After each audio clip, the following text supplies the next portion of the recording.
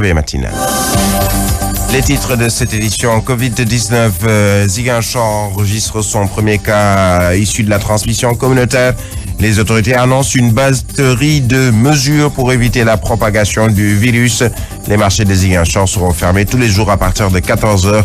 Fermeture également de tous les marchés parallèles de la commune et désinfection des lieux publics. Confection de 50 000 masques, entre autres. Nous serons en ligne avec notre correspondant sur place. Aujourd'hui, près de 3 000 personnes sont confinées et sont prises en charge depuis l'apparition du Covid-19 au Sénégal. C'est une révélation de la directrice générale de l'action sociale. Elle assure qu'une importante stratégie a été mise en place à travers la distribution de kits alimentaires. Justement sur cette distribution, mais également les marchés, le ministre Mansour Faye doit être entendu par les députés. C'est en tout cas l'avis de Mamadou Moutban, le directeur de publication de Dakar Times, relève un scandale qui tourne autour de la gestion de la distribution des vivres en mode de distribution qui commence à faire beaucoup de bruit, notamment à Ourossogui, dans la capitale économique du Fouta. Des voix s'élèvent pour dénoncer le mode d'emploi et surtout la manière de faire cette distribution. Un collectif composé de conseillers municipaux, d'imams et du conseil communal de la jeunesse accuse le maire de favoriser ses proches. Nous ferons le point de la situation à travers le monde. On a dépassé la barre des 2 millions de personnes infectées du Covid-19. Au total, 2 64 668 personnes. Les USA comptent à elles seules 30 985 morts pour 639 664 cas positifs. La page des sports, comme tous les matins avec Pape Bantamou pour la revue de la presse de Fabrice Kema en fin de journal. Bienvenue à toutes et à tous. L'actualité autrement, Zik FM. Bienvenue, l'actualité sur Zik FM. Tout d'abord, cette information du ministre du Transport aérien, Alioune Sarr, qui annonce la suspension des vols vers ou depuis le Sénégal, qui a été prolongée, et ce jusqu'au 31 mai 2020. Ziguinchor enregistre son premier cas de Covid-19 issu de la transmission communautaire. Les autorités annoncent une batterie de mesures pour éviter la propagation du virus, notamment en ville. Les marchés de Ziguinchor seront fermés tous les jours à partir de 14h. Fermeture également de tous les marchés parallèles de la commune, mais aussi désinfection des lieux publics, en plus de la confection de quelques 50 000 masques pour le grand public.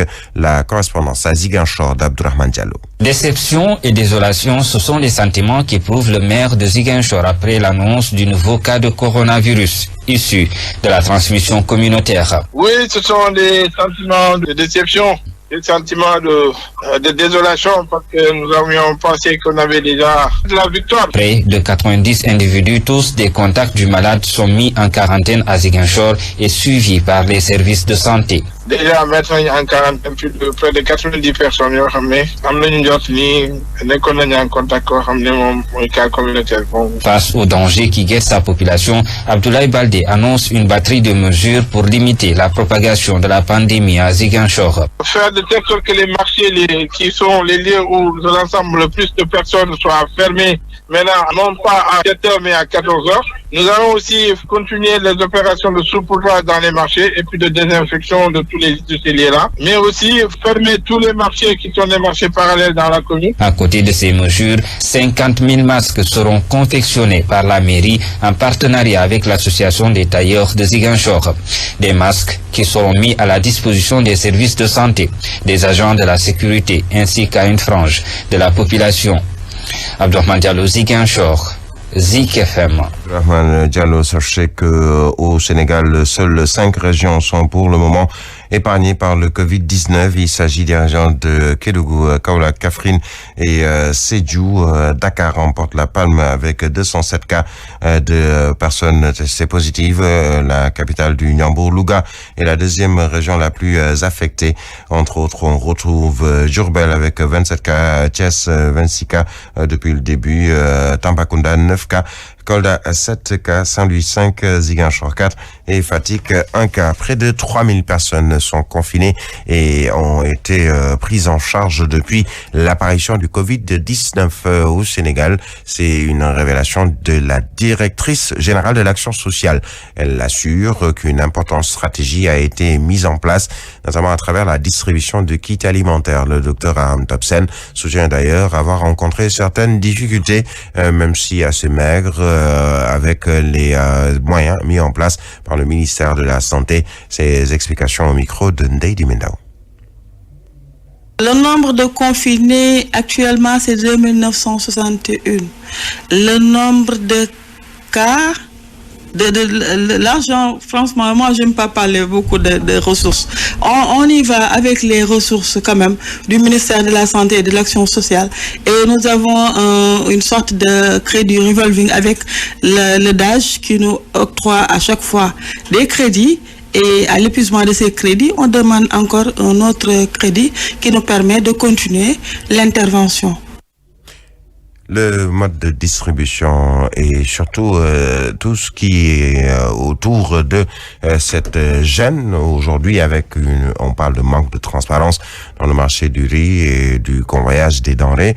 Le ministre Mansour Faye aujourd'hui doit être entendu par les députés de l'Assemblée nationale. C'est en tout cas l'avis de Mamadou Moudban, directeur de la publication de Dakar Times, qui relève un scandale qui tourne autour de la gestion de la distribution des vivres pour les impactés du Covid-19. Selon lui, une commission nationale doit être mise en place pour garantir la transparence dans cette distribution et surtout autour des marchés d'attribution et du riz et du convoyage des denrées. Le mode de distribution des vivres aux ménages impactés par le Covid-19 a fait beaucoup de bruit également à Ourossogui, dans la capitale économique du Fouta. Des voix s'élèvent pour dénoncer le mode d'emploi de cette distribution. Un collectif composé de conseillers municipaux, imams et conseil communal de la jeunesse accuse le maire de vouloir favoriser ses proches ou politiser la chose. Ils ont décidé de s'ériger en bouclier face à ce qu'ils appellent une pure injustice. Mamadou Potiba.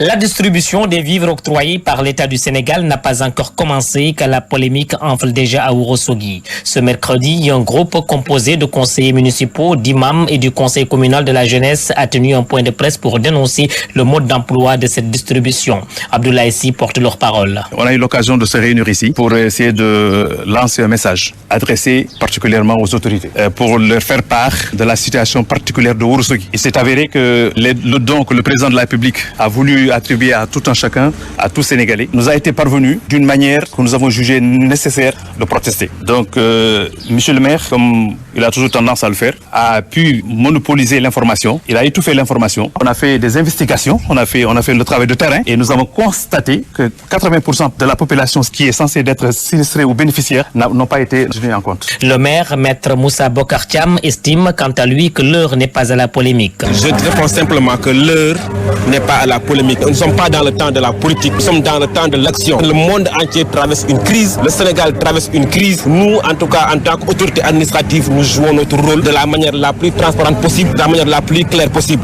Il faut avoir conscience que l'heure est grave pour le pays. En tout état de cause, le maire promet d'engager toute sa responsabilité pour assurer à la population de Ourossogui son bien-être. De leur côté, les contestataires estiment avoir saisi l'administration territoriale pour leur faire part de leurs inquiétudes. C'est donc le début d'un nouveau mano à mano entre le maire et ses administrés. Petiba, Matam, Zik FM. Petiba, c'est l'actualité, c'est l'annulation de la dette africaine avec les ministres des Finances du G7 qui s'opposent à la proposition du président Macky Sall et propose plutôt un moratoire sur le service de la dette estimé à 365 milliards de dollars. Décision salutaire selon l'économiste Souleymane Astoudiagne qui précise tout de même que celle-ci n'est pas inédite. Ses propos avec Fatou Abdoundiaye. La dette africaine en 2020 s'élève environ à 365 milliards de dollars. Les pays africains ont peu de moyens, raison pour laquelle le président du Sénégal a demandé le principe d'annulation qui débouche aujourd'hui sur un moratoire. Ce n'est pas une première fois que le G7 statue sur la dette africaine. En 1996, par exemple, il y avait eu un processus similaire qui a abouti à l'effacement de la dette de certains pays dont le Sénégal, ce qui fait qu'en 2003-2004, le Sénégal a bénéficié d'une annulation de sa dette. Ils ont été compréhensifs parce que pour éviter des facteurs procycliques, ils ont décidé de mettre en place un moratoire qui va couvrir toute l'année 2020. Et nous parlons des États-Unis où le nombre de morts ne cesse de croître, plus de 641 000. Et depuis que les médias ont annoncé que la population noire était l'une des plus affectées, certains d'entre eux pensent que quelque chose de louche se trame et que les dirigeants américains se servent de cette pandémie comme couverture pour s'en prendre à eux. Aujourd'hui, on parle de quelques 641 000 cas positifs de Covid-19 aux USA avec un peu plus de 30 100 morts aux USA. Nous retrouvons Mohamed Seydi. Qui veut tuer son chien l'accuse de rage. Des Noirs américains ici à Atlanta et ailleurs se sentent encore ciblés face à tous ces morts au sein de leur communauté. Pour eux, les médias manipulent les consciences, mais n'arriveront cette fois-ci pas à les convaincre. Alita Bright. Ils essaient tout simplement d'arracher de nos mains ce pouvoir qui augmente et dont ils sont de plus en plus conscients qu'on détient. Leur souhait, nous supprimer, tout simplement. Ce que cachent les médias, ils le découvrent via l'Internet maintenant et suivent de près les nouvelles partout dans le monde. La dernière, c'est les Chinois qui battaient les Africains. Pour certains, la solution serait que leurs malades se fassent soigner par des Noirs. Par ailleurs, ici aussi à Atlanta, les chiffres grimpent. Plus de 14 000 infectés et 500 morts en ce jour. Les célébrités noires partout ici commencent à s'organiser pour se protéger. Au sein de la communauté, surtout les plus pauvres, attendent impatiemment les chèques de l'État. Ils résistent cependant les poches vides et vu qu'ils ont l'habitude de vivre au-dessus de leurs moyens, pour subsister, pouvoir payer les factures qui ne tarderont plus, ils n'hésitent pas à aborder les gens dehors et leur proposent des articles comme des masques faits maison, sans des fois respecter la distanciation. D'autres mettent déjà leur voiture en vente et il y en a même qui cherchent des colocataires. Mais pour finir, Alita a de lancer aux Africains ce message disant qu'il est temps de se réveiller et de faire face à tous ces fléaux. Senegal and Africa, please wake up. Zik FM, Atlanta, Mohamed Seydi. Le Sénégal et l'Afrique, s'il vous plaît, réveillez-vous selon la dame. En tout cas, sachez que le monde aujourd'hui est totalement atteint par le Covid-19, puisqu'on parle aujourd'hui de 2 064 668 personnes qui sont infectées de ce coronavirus. Les morts se comptent également par milliers, 137 108. Les USA, on le disait tout de suite, comptent 30 185 morts pour près de 641 000 personnes qui sont testés positifs. 7h14 minutes.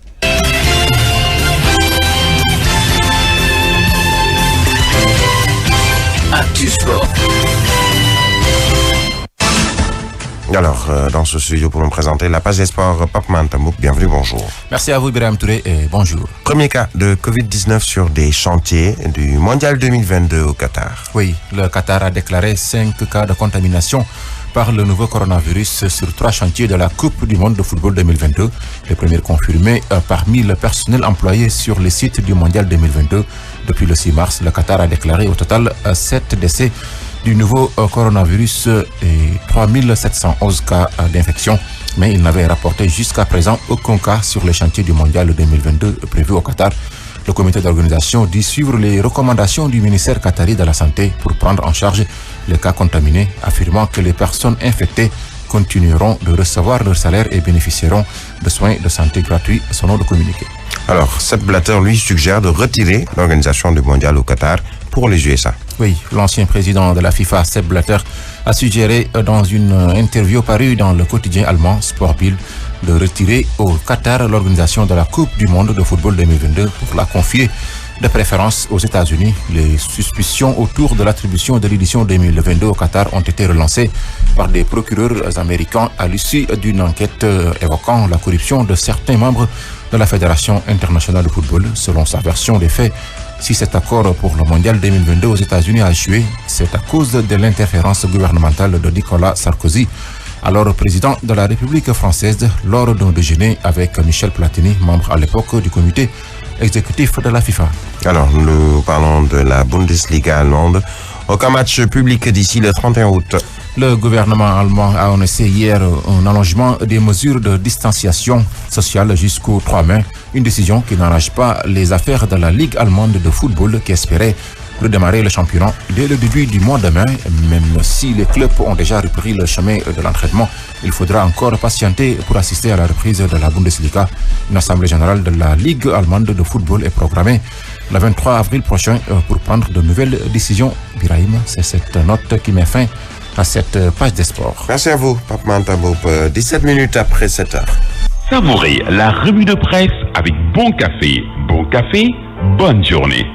Fabrice Ngema, bonjour. Sénégal, bonjour. Bataille contre le coronavirus. La tribune révèle que Neketeyo, près de 3000 personnes confinées. Keyal, sommes-nous tentés de dire, et ce que dit Vox Populi gravite autour d'une information à nous donner du froid dans le dos. En tout cas, Dakar culmine à 154 cas, révèle Vox Populi. Le journal a souligné qu'il a été question jusqu'à hier de 12 nouveaux cas dans la capitale, dont 6 à Yembel et 6 aussi du côté du district Nord. Et pour ne pas perdre le Nord, l'observateur l'Obs, toujours au chapitre de la pandémie du Covid-19, s'arrête sur des chiffres glaçants. Il est question de quoi? Eh bien, le journal du groupe Futur Média parle de bébés de 2, 3 et 5 ans parmi les malades du coronavirus. Coronavirus toujours, l'observateur l'Obs évoque également plus de 2951 personnes confinées et 1851 cas suspects à Goudiri. C'est dans le Sénégal oriental, dans la partie occidentale, comprenez Dakar, la capitale. La tribune revient pour nous dire que celui qui pulvérise Mansour Faye ou le ministre chargé de la distribution de l'aide alimentaire, c'est Ali Ountine, et c'est Ali Ountine. Monsieur le droit de l'homiste de sang et de chair sort des Punkalima Mumbol de Mouride dans les colonnes de la tribune pour dire que les profiteurs sont pires que le coronavirus. En tout cas, Dakar Times, sans contour ni détour, nous livre que le ministre en charge de la distribution de l'aide alimentaire, comprenez Mansour Faye ou le Goro National, est pris la main dans le sac et même les deux mains dans le sac. Alors, dans un cul-de-sac, Goro National l'est-il? Tout compte fait, l'As quotidien présente tout simplement et tout bonnement Mansour Faye comme un cas suspect. En tout cas, des suspicions dans la gestion de la distribution de l'aide alimentaire aux impactés du Covid-19, il y en a et en quantité industrielle si on en croit l'As quotidien. Le quotidien Grand Place par exemple s'appuie sur les tumultes autour de l'attribution des marchés dans la lutte contre le Covid-19, histoire de titrer entre raffut et rabuffage sans pudeur. Pourquoi sans pudeur? Eh bien, Grand Place en veut pour preuve le cas de Youssou N'Dour cité dans un marché de gel hydroalcoolique, sans oublier Diopsi avec ses histoires de camions et soupçonné d'être homme de paille de grosse ponte de l'APR. En tout cas, dans Grand Place, c'est Moustapha Tal et certains importateurs de riz qui bandent les muscles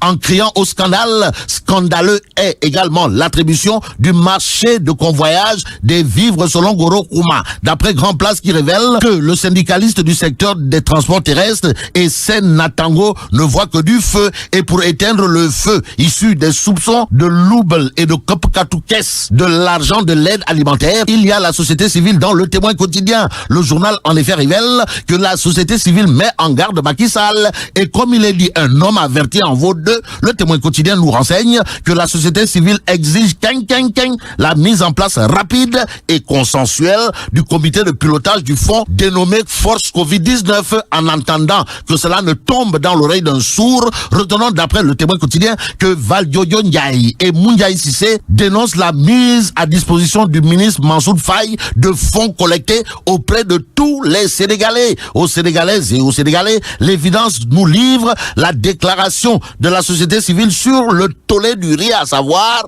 c'est une entorse à la confiance entre le peuple souverain et le président Macky Sall. Macky Sall qui apparemment considère tout ce brouhaha comme de la brise au regard de titres qui barrent la une de Critique. Le journal Critique en tout cas titre guerre contre le Covid-19, Macky droit dans ses bottes. Il est question de quoi? Eh bien, Critique d'expliquer que le président exige l'acheminement rapide à destination et à la distribution dans les meilleures conditions de l'aide alimentaire, des facilités en faveur des collectivités locales pour les secours aux populations vulnérables. Aussi, Critique nous dit que pour Macky Sall, il est aujourd'hui question de renforcement des dispositifs dispositifs de prévention, etc.